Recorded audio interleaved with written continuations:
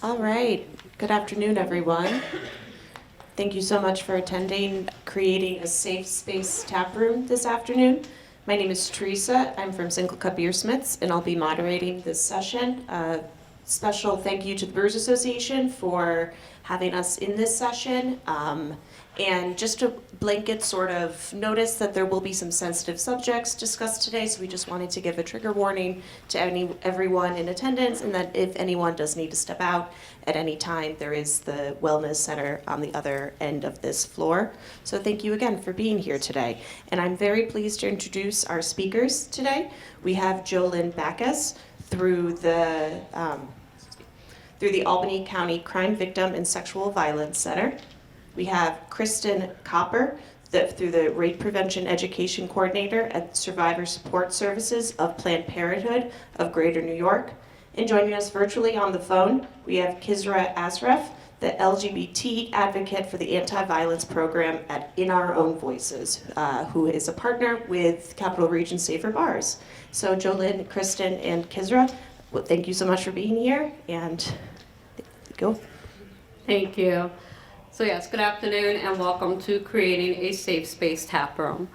Again, like Teresa said, we are going to be talking about sexual assault and sexual violence, so please do what you need to do to take care of yourself. Access the Wellness Center if you need to.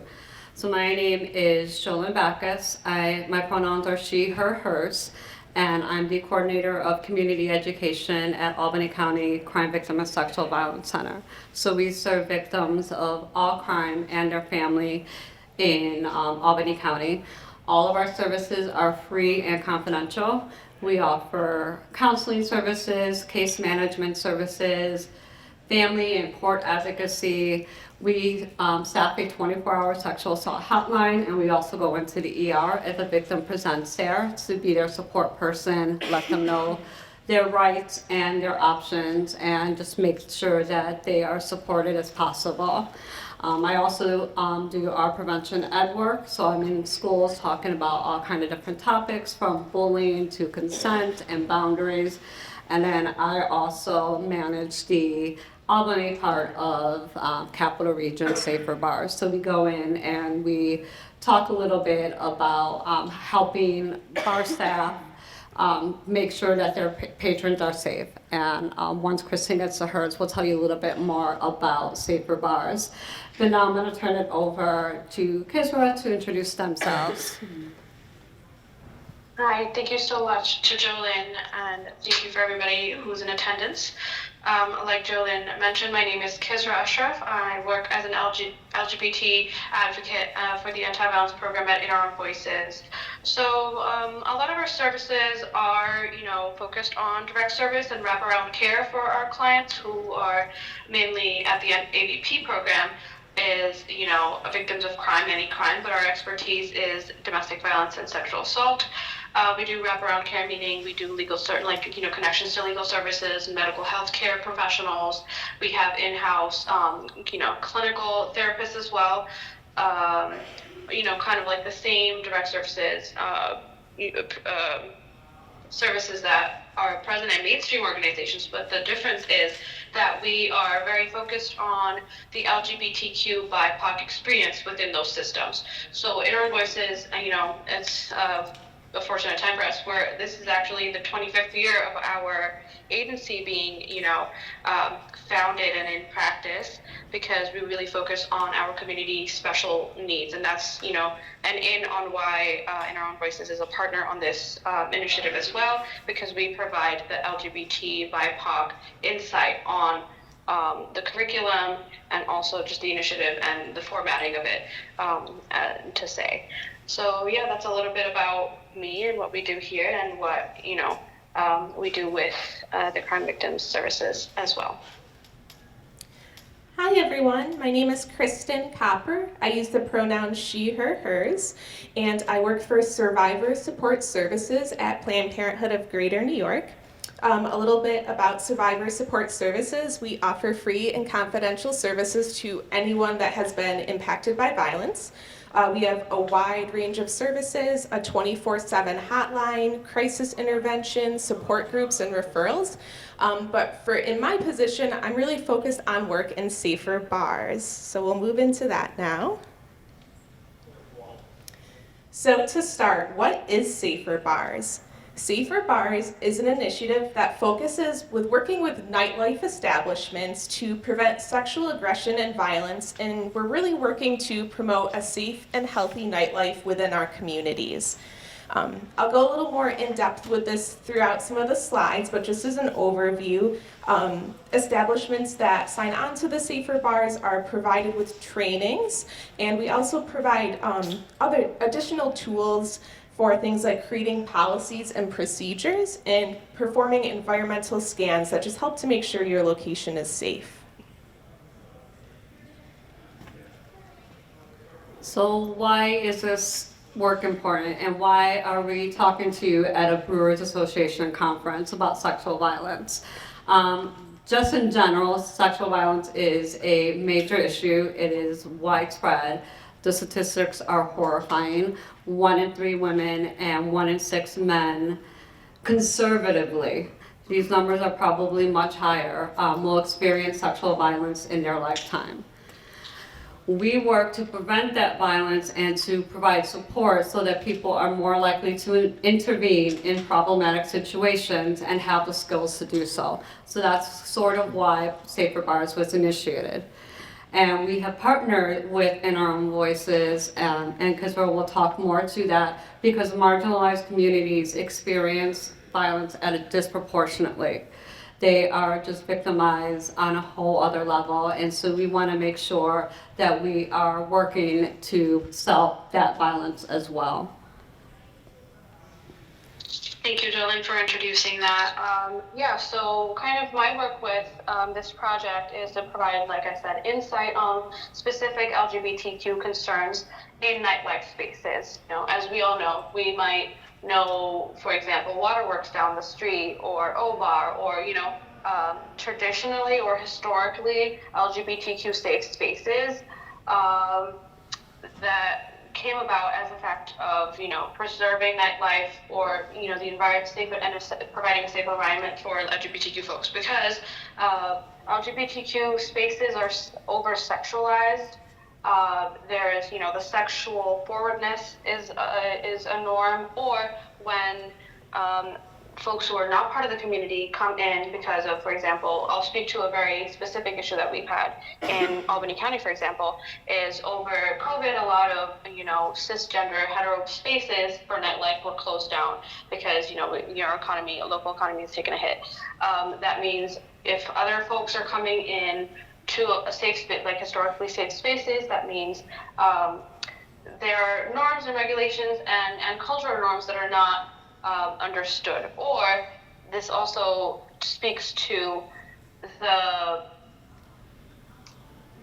like we said, training for bar employees, because sometimes what happens is we are not aware of situations that can occur within same-sex relationships or same-sex groups. So to understand violence as sexualized, and to understand violence as disproportionately affecting LGBTQ people of color, that piece is where I come in to kind of talk about that, give insight, and really focus on these issues so that we can make safer spaces more inclusive as well. And we're not only looking at it from one lens, and instead choosing a very intersectional way of dissecting our social problems and also coming up with social solutions as well. Awesome, thank you. So I want to talk a little bit more about the risk factors, especially with tap rooms and bars. Unfortunately, we have come to realize that alcohol is the #1 date rape drug. It is used to facilitate these kinds of assaults and attacks way too often. It is used because alcohol lowers inhibitions, and it also lowers people's ability to read and respond to social cues.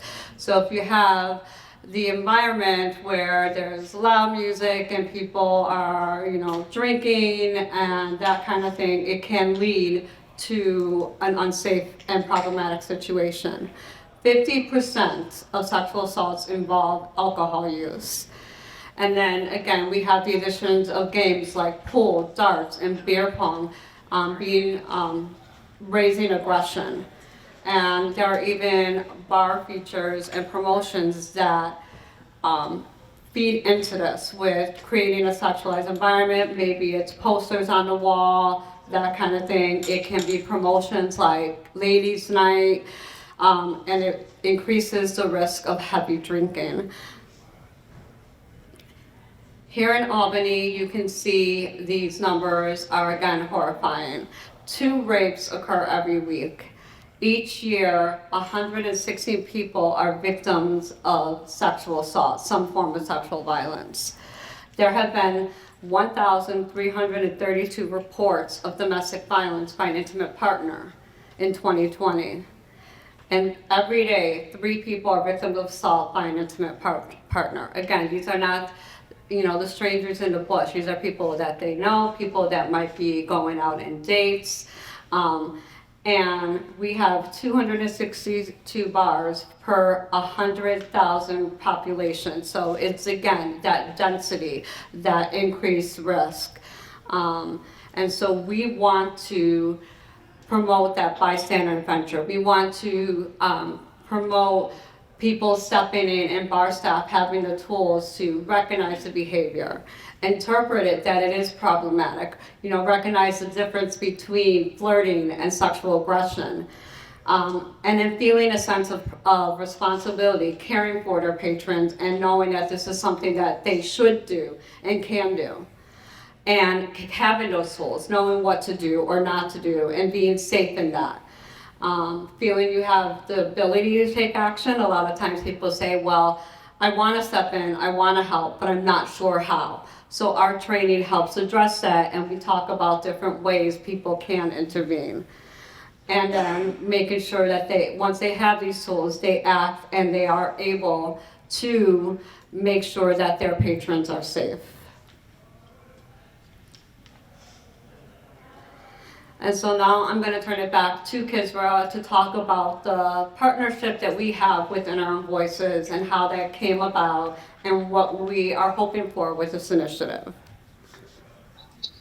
Thank you, JoLynn. Where we come in is that there's, like I described, already a social problem, and there's an initiative that is looking to train folks to kind of combat social issues with social training and social cohesion.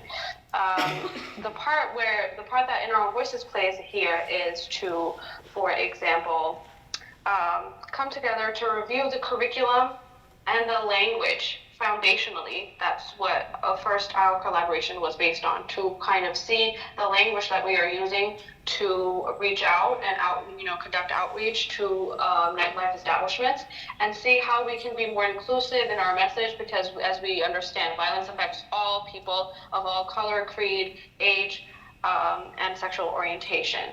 And putting that intersectional lens back on and understanding that communities that are marginalized in mainstream organizations and mainstream establishments face even more threat of violence and actual violence, against their bodies and their well-being.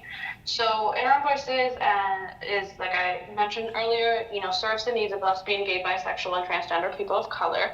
Our mission is to work for and ensure their physical, mental, spiritual, political, cultural, and economic survival and growth. So we think this is just, an opportune initiative that Our Own Voices, wanted to be a part of. And the collaboration really has some material, tangible results that we are looking for with this partnership. One of them, like I said, includes review of materials for inclusivity for language. We provide our input on promotional material published by local organizations. We identify possible local establishments for training, brainstorm various outreach efforts, and identify target demographics and, how to build rapport with our communities. I think this is something that we talk about in Our Voices a lot, and within this Safer Bars initiative as well, is how do we build rapport with our communities? Because communities that are historically marginalized and institutionally disenfranchised are not very quick to, give away their trust to folks who are coming in and saying, okay, we have all the answers to your problems, and we're here to tell you what to do. and this is how it's going to go. So, that's not the kind of approach that we're trying to have with this initiative. Our approach is very, again, intersectional and also community-based. So those are kind of the main tenets of our collaboration that we were hoping for and we have worked on, in the past year. And that actually brings us to the things that we actually have achieved with this collaboration and this initiative. And we've collaborated on marketing campaigns with the Capital District Transit Authority. We've provided new ideas from, the meaning of true inclusivity and provided guidance on how to center our work around the concept as well. How do we actually implement these lenses and and not just, sometimes we, in academia, we talk about the ivory tower. This work is actually foundationally and theoretically trying to dismantle that and actually put that into praxis, right? How do we combine our knowledge, our research, our community members' concerns, and make actual meaningful change? So that's kind of the main thread of our goals in all of this, and shows in our wins for the last year as well. So collaborated on marketing campaigns and language suggestions with local digital magazines like True Brew. And the biggest thing that came out of this collaboration and this work for the past year has been, we've been able to carefully create a detailed inclusivity checklist. So another thing that we really focus on in our voices is our inclusivity checklist. So even if we have, events, or if we're, making, writing literature, making presentations, training folks, whatever the case may be, the point of that is to have accountability that makes logical and academic sense on paper, right? For trainers, for people who are understanding, so the meaning of what we're doing isn't lost. And the inclusivity checklist has a bunch of categories on it that kind of set the standard, the blueprint for what we can do when we are, creating promotional and outreach material, educational material, and also really thinking about logistical accessibility and the culturally specific initiatives of what you're doing. Namely for this project was the website that we have, or the educational material that we have, or the in-person trainings. Sometimes the curriculum can be inclusive and have the language that we need, but then you need to go a step further and make sure that people who are conducting and relaying this educational material also understand how to be inclusive in their language, how to look for signs of discomfort, do disclaimers, all of that stuff. So the categories are promotion and outreach, educational material and in-person trainings, logistical accessibility, and cultural specificity of the website itself.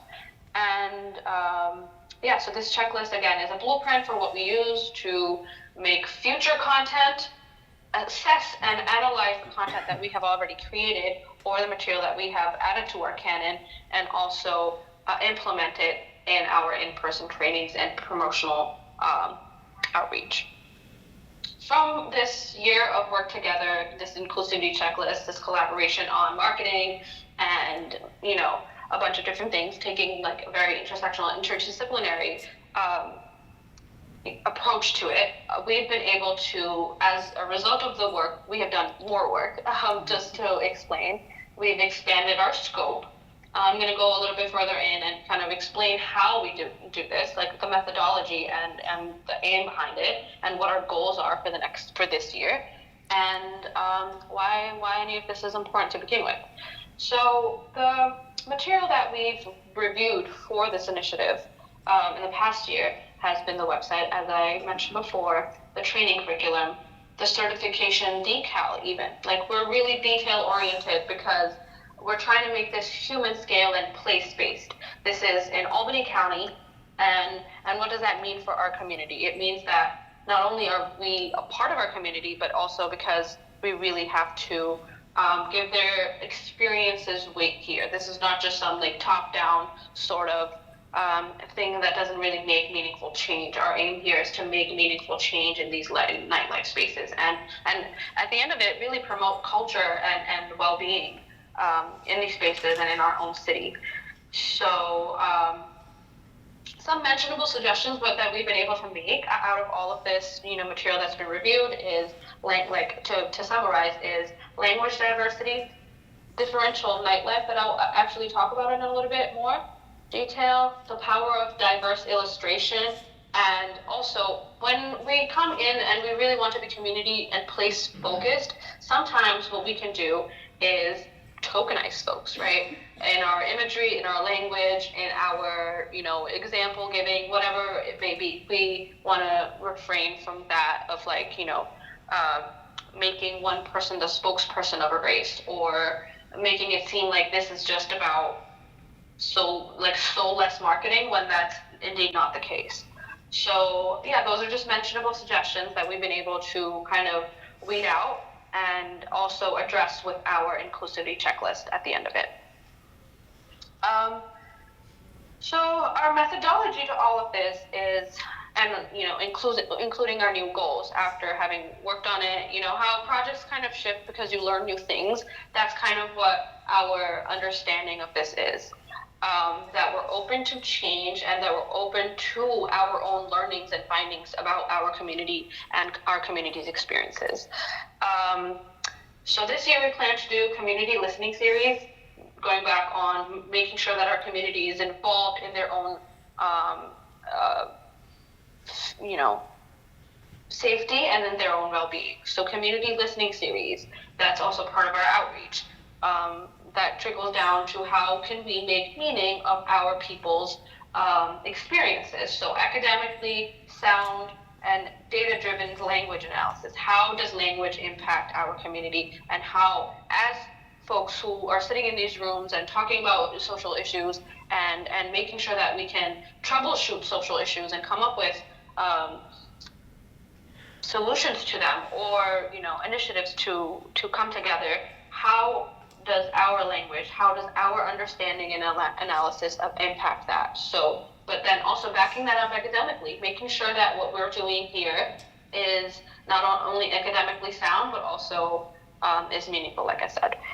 So intersectional, interdisciplinary approach we're making sure that we're mixing social change with marketing, and it's not just, because we're not just selling a product, we're trying to create social change or momentum or impetus for that. And overall our goal, a foundational goal of ours is to create a canon of literature, right? So that further initiatives as such can take from that, or even our own work can benefit from that. So not all this work that's cerebral, but kind of putting it down on paper and making meaning out of it. Another thing that we've been able to do out of these, this methodology, this goal setting, and this review of material is understanding that we have to now, to expand our outreach, we have to expand the scope of what we're doing here. And to expand the scope of what we're doing here, we have to understand nightlife as bigger than we've previously thought of it, right? Because there's communities in a city like Albany that are not only centered around alcohol, but there's still a threat of violence in those spaces, because those are, places that people frequent, and that's a notable social situation. So we've been able to kind of think about hookah bars, or regularly scheduled community events that are non-alcoholic nightlife, or Greek life, for example. Albany and out in Schenectady County, we have Union College that have very prominent, nationally recognized Greek life scenes. So how can we get involved in that? How can we make sure that we are reaching out to those institutions and those organizations, and kind of really making sure that the initiative that we have to safeguard our folks when they go out at night, we can really reach out to those groups as well. So, and also really thinking about non-English speaking nightlife spaces to increase language diversity, because the places that we're looking at are our mainstream or white-centric spaces, which is well and good and great because obviously those are our community members as well, but really focusing on the non-mainstream, the marginalized communities as well. Where do they hang out? What do they do at night? And are they safe? Or is there intervention that we can offer there? Or is there training that we can offer there? So just overall expanding our scope for understanding nightlife so that we can do more and meaningful outreach and really make a difference, but with our ideas and with our findings and the numbers that we're trying to combat. Yeah, so that's kind of just like what we do and what we've done and what we hope to do and how we get it done. That all of that in totality kind of explains or looks at why this work is important in the first place. We really want to make sure that our cities are safe for folks in general, but definitely for folks who are at a disadvantage for facing violence and sexual violence. And also just in turn, really promoting culture and a good time, basically, for everybody in our city. Thank you, Khizra.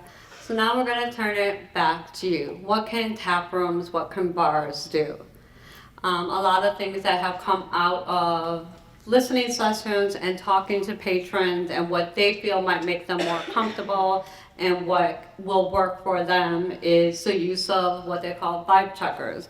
So a staff member that kind of just periodically walks around the room, walks around wherever the building just to see if everybody is comfortable, kind of keep an eye on things, see if the vibe is changing as they make their rounds, and again, be able to step in if possible. Create specific sexual violence and harassment policies. Are those policies actually there? Are they communicated to staff? Do they have owners and managers support to do what those policies say they need to do in different situations? Train their staff and be trained in bystander intervention. Bring in the Safer Bars program and let us come in and talk to your staff. Do an environmental scan of your inside and outside of the building. Is the parking lot well lit for when people are leaving at night? Are there areas of your bar or tap room that are, conducive to privacy and, again, having that sexual aggression happen? Are you able to have eyes on all the different spaces? So doing that kind of environmental scan and see what you can do to improve patron safety. Avoid highly sexualized advertising and decor. I've been in lots of bars and tap rooms around New York and just seeing some of the different slogans that are on the bar or the pictures that are put up. Again, you want to promote the atmosphere that you want and the atmosphere that will keep patrons safe. So working on that and checking out what your advertising and decor is actually telling your patrons what you tolerate and don't tolerate. And utilizing social media to promote these policies, to promote the safety that you're doing, promote the things that you do, and let people know that you are not going to tolerate sexual violence and sexual aggression in your space. And promoting that idea and promoting that culture that you want to instill. All right, so what's in it for Safer Bars members? And I want to take a second before I go through these bullets to say, JoLynn is in Albany County, I'm in Schenectady County doing the Safer Bars, but this initiative is statewide across New York State. So, I know we have some breweries that are out in like the Rochester area, if you're, further down Long Island, around there. We do have coordinators in different regions that we'd be happy to connect you with. That way you can go through the Safer Bar program. So what's in it for members? Like we've talked about, there's in-depth training on bystander intervention. We do 2.5 hour sessions for the training. That's a lot. But we cover a lot of information. Yeah, a lot of information. At least 70% of the front of house staff have to participate in the training. But the good news is the trainings are completely free. They don't cost you anything. We come to your establishment to make it easy. So we'll do the training at your location. And we really try and work around what's going to be best for your schedule. So, if there's a bar or tap room that says 8 a.m. is a good time, we'll show up at 8 a.m. If it's 9 p.m. at night, we'll show up at 9 p.m. at night to do the training. We really try and work around your schedule. So the trainings help with safety of patrons because they give tools and techniques to staff to be able to step in if patrons' safety is at risk. And this also helps just create trust with patrons because they're going to be able to see that your tap room or bar is part of the Safer Bars initiative and they'll feel more comfortable there. And one great thing we do is we have Safer Bars decals. JoLynn's showing them off from the previous years. So we give those to all of the members. That way they can clearly display it on their windows and everyone can see that they are a Safer Bars member. And we also do advertising. We have a Safer Bars website where we make sure to list all the locations that are a member. And we also do advertising on our social media. And I was kind of thinking a lot about this because if anyone went to the session earlier about marketing your tap room, Safer Bars is a great thing that you can promote for yourself to say we're a Safer Bars member and we have just a really high standard for customer service. It's a great thing to be able to promote. All right. Did I leave anything out, JoLynn? No, I think that's great. So are there any questions, things you want clarified, concerns that you might have? What types of things are you teaching during the training sessions? What we really focus on is the use of alcohol in sexual assault and sexual violence. We talk about the nuances and how to, differentiate from flirting to sexual aggression. So we go through all of that. We talk about body language, how to spot it. And then we go through what we call the 3Ds of bystander intervention. So we talk about the direct method of intervention, delegating, and distraction. So we give them all these tools and we talk about scenarios and we kind of role play it a little bit to give them the confidence to step in if and when it's needed.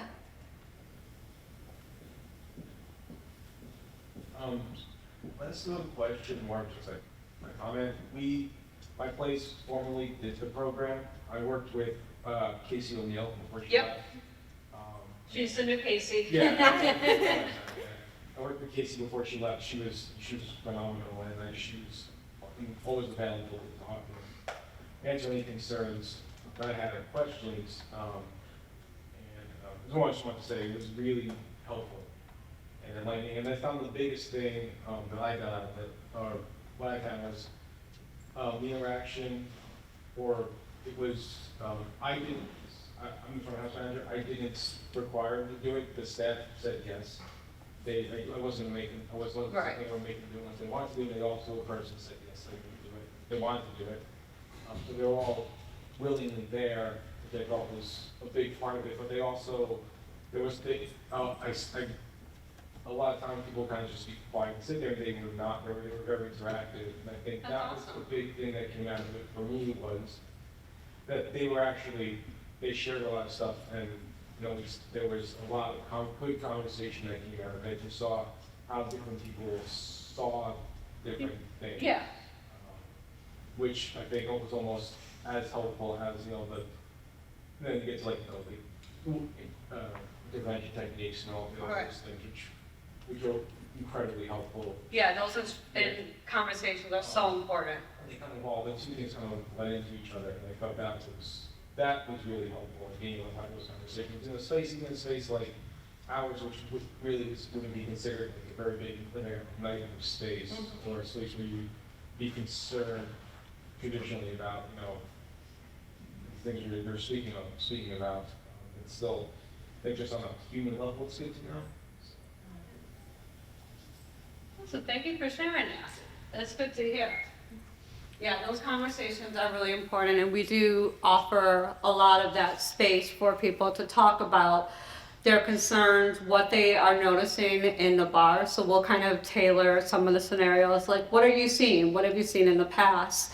And then they get to learn from each other too, like, well, this is what I would do in this situation, you know, and then everybody gets to kind of figure out what works best for them. And we make sure that they're really clear in one technique is not going to work for you every single time, and in that same situation other people will use different techniques, and it's okay to have that personalized. Any other questions, comments, concerns? Sometimes that direct interaction with guests is kind of like the biggest barrier between staff, like involving or getting, being an advocate for safety. Are there like print materials or something that might be available for the tap rooms to help have something to point to as well as the training to the staff? Yeah, we do have little placards like this, and then we've also created similar to this with the different interventions so that they can have them up at the bar, and so people can look at it all the time, because we tell them, in the moment a lot of times our fight, flight, freeze response kicks in and we just don't know what to do. But if we have it where we are seeing it constantly, that's going to click. So we do have these different placards, different print materials that the bars get to use, so that they have that in the space for their staff. And then we also have posters that can be put in the windows, in the bathrooms. We're here, help is on the house is our slogan now. So if they say, if somebody's making you uncomfortable, reach out, we're here to help, let us know. And so it lets those patrons know that you are a safe space for them.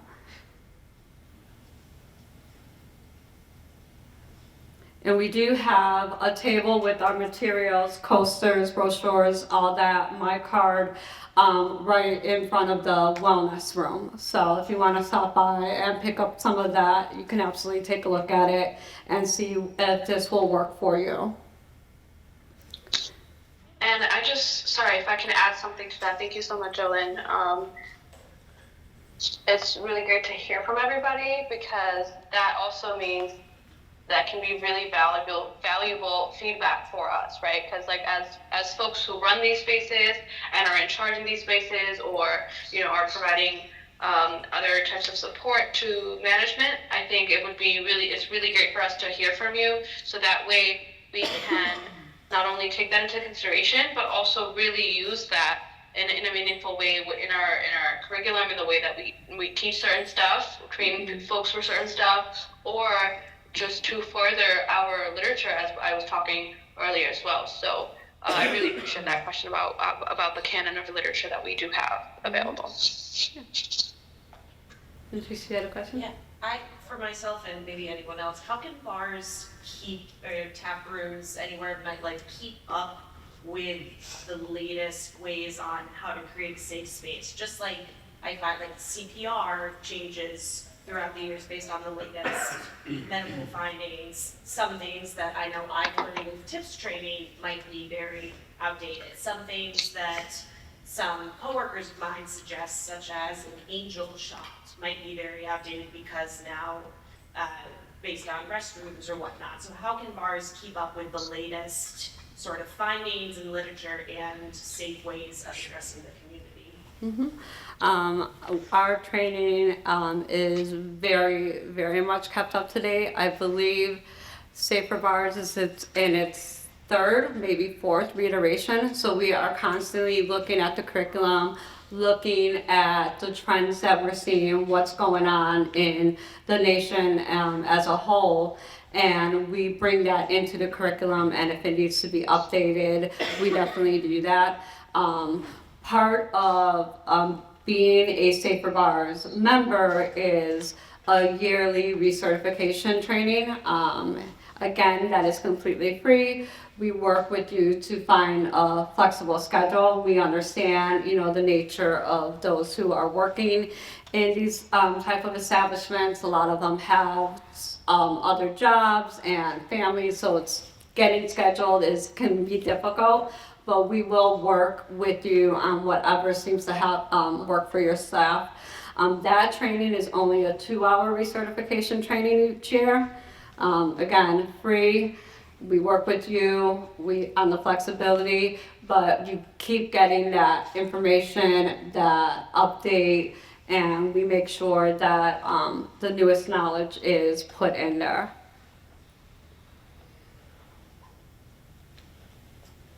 Do you guys offer any, I guess more public training? Like, we're a very seasonal business, so we have a lot of staff turnover. So if we did, an annual training, that probably wouldn't include, our seasonal staff. Yeah. So do you guys offer any online or anything like that, for new members coming on? Or is it just the once a year? I know DOH has been very hesitant to put the training online. They really value the in-person experience. But myself and my organization, don't tell DOH I'm saying this, but we are more than willing to work with you and do outside trainings to make sure that, again, prevention education is really the way that we are going to create that social change, create that change of culture. We can't just be, intervening when it happens. We need to be doing what we can to prevent another person from being hurt. So I will go anywhere and do training. I will do virtual. I will send recordings, whatever it is to get that word out. My card is on our table at the wellness table, and I believe I have some up here too, so if you want to grab it at the end, I'm definitely willing to work with you.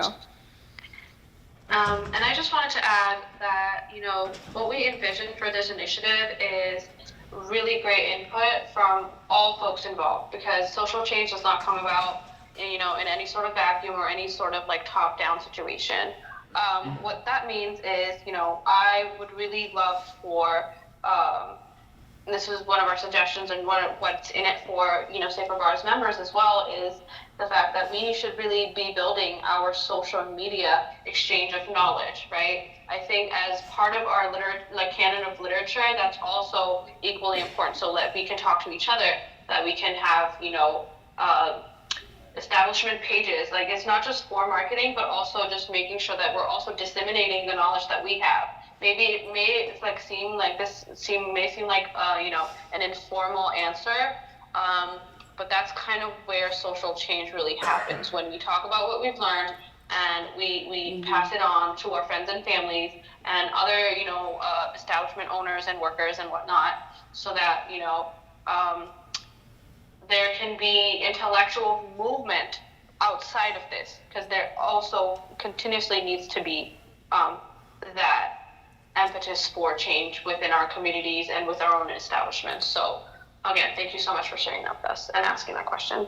Yeah, and we realize that 2.5 hour trainings in person with 70% of your staff might not be feasible all the time for every bar or every tap room, but like I said, we want to share that knowledge. We want to work with you and get that information out there any way we can. And so again, we will work with you with whatever can be flexible.